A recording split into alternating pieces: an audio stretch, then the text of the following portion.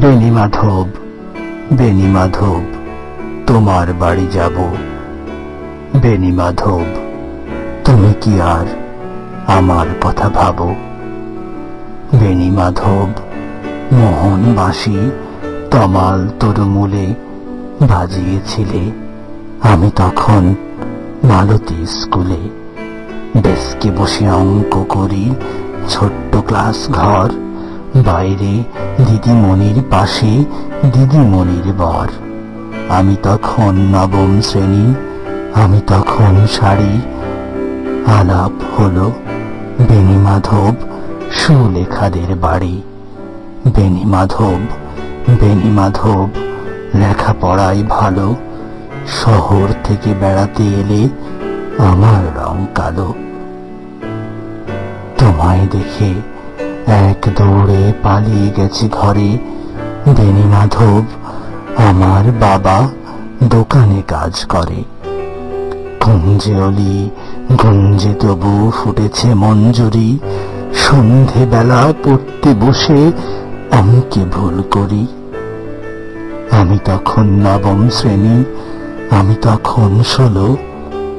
ব্রিজের ধারে বেনি মাধব লুকিয়ে দেখা হলো।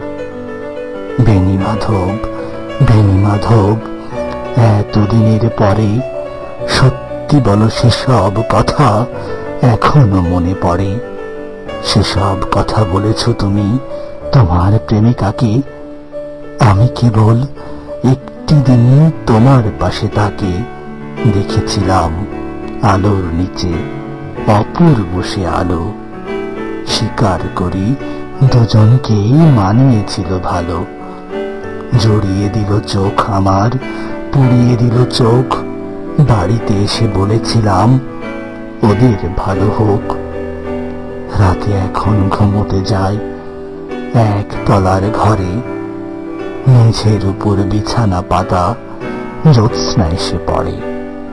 আমার পরে জীবন ছিল চোরাপথের বাঁকে, মিলিয়ে গেছে জানি না আজ কার সঙ্গে থাকি।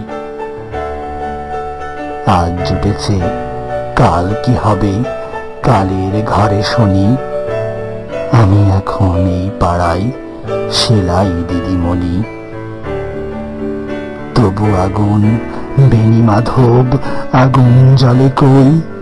কেমন হবে আমিও যদি নষ্ট মেয়ে হই।